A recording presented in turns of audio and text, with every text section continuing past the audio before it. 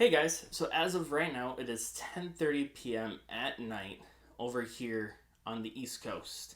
And I just got back from watching a movie that really brought back a lot of child feelings. And what I mean by that is every kid grows up to be wanting to do something special, whether it be an astronaut or in the military or a police officer, one of those very stereotypical jobs.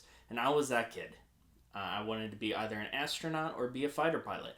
And to be honest, this movie brought those emotions back. So today we'll be reviewing Top Gun Maverick. Hello there, and good evening, ladies and gentlemen, and children. Right off the bat, this movie had the most iconic song that you can actually have from the 80s, and that is Danger Zone. It starts off right on the aircraft carrier with jets and everything flying off, and I saw this movie in IMAX, and it was beautiful. The sound was amazing with the big screen. It was so engaging. You could honestly lose yourself in what you're being shown on the screen, and the music. This is not just the only musical aspect of the movie that is reminiscent of the old one. There are many elements to this movie from the old movie that is brought into this one. Tom Cruise even said that, in order to make the second Top Gun movie, they had to top the original. And I cannot stress enough that they did just that. They not only topped it, but they put the adrenaline level and turned it 5 more knots, 10 more knots, if you want to say, just because of the fact that this movie will have you on the edge of your seat at some moments and very emotional in other aspects, because this movie takes three different storylines and molds it all together to the point where it just blends so beautifully. The sound of the jets and the vibrations that you hear within your seat when you're watching this in the theater is absolutely amazing. Tom Cruise nails it as Maverick once again. Of course, you have Miles Teller, who plays Rooster, and of course, if you've seen the original, you know that his dad unfortunately dies in the first one. So you have that element of where Maverick is very much mourning, and his best friend, again his co-pilot Goose, where he believes that it is his fault. And of course, Rooster also blames him for that, as well as many other things. And the culmination and the partnership between the two, yeah, it starts off rocky, but the way that they end it is such a beautiful piece to it, a beautiful note, as not only as far as character development, but you could see the emotional aspects and the emotional strains that you have that would come in this type of situation.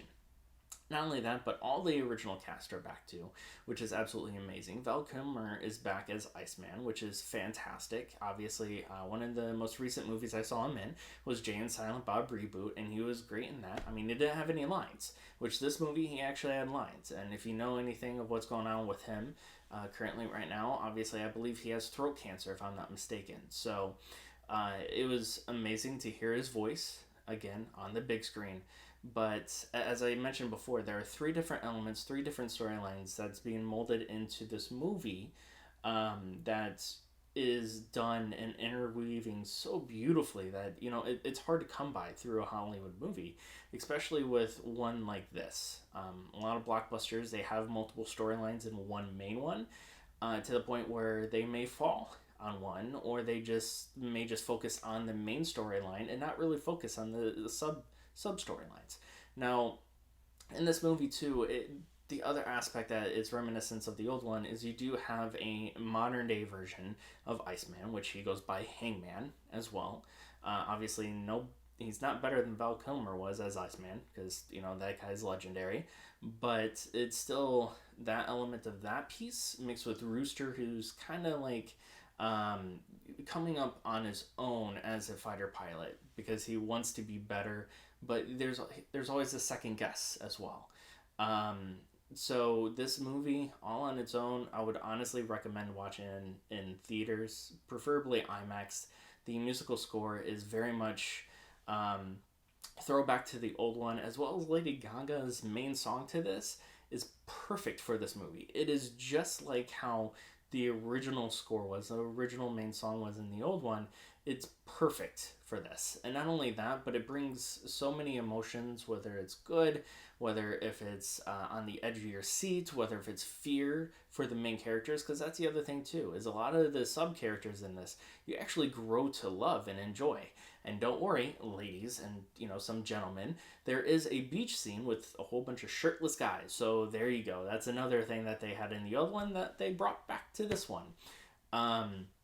So that's again another iconic moment within the movie that from the old one where they're playing the beach volleyball scene. But again, this movie was very well crafted. I am thankful that they, of course, waited so long to bring it because it just brings perfection of waiting. And it brings that element of me wanting, as a kid, wanting to become a fighter pilot. And as America is, let's face it, the superpower country of the world, and it should be, it just brings to notice why we need to be as well. So without getting, any politicalness to it, but it brings that feeling of wanting to be a fighter pilot. It brings that moment of wanting to be just like Maverick, just like how Fast and Furious, after that movie came out, a whole bunch of people wanted to race cars. This one will make you want to fly in a fighter jet and do aerial maneuvers, which was amazing to see on the IMAX. And there's so much of it. They literally took the cameras and put it on the outside of the fighter jets, and that's how you get the scenes that you get, is literal cameras on the sides of the fighter jets, also below too. So it was very well crafted. A lot of the scenes, were only shot once because they were kind of destroyed on set, but it was worth the wait. It was definitely one movie that I went into extremely excited for, that it met my expectations and then some as well. Of course, there's emotions that wanted to make me cheer and cry, which is one of the things that I absolutely hate in the theaters when people clap. But there are moments in this movie where it's understandable, where it's like, I'm not going to clap, but they actually have a reason, and I'm not mad about that. So I would honestly recommend it for anybody who's a fan of the old. You'll be the fan of this one. If anybody is a fan of these types of movies that is non-stop thrill ride, then this is for you. This is the most fun in a movie theater that I've had since, Spider-Man No Way Home. It is amazing in that aspect. So if you guys seen it, let us know. What did you think? What did you like about it? What did you not like about it? Be sure to follow us on all social platforms, as well as, subscribe to this YouTube channel. Click, make a comment below. Click that like button. And we'll see you guys next time.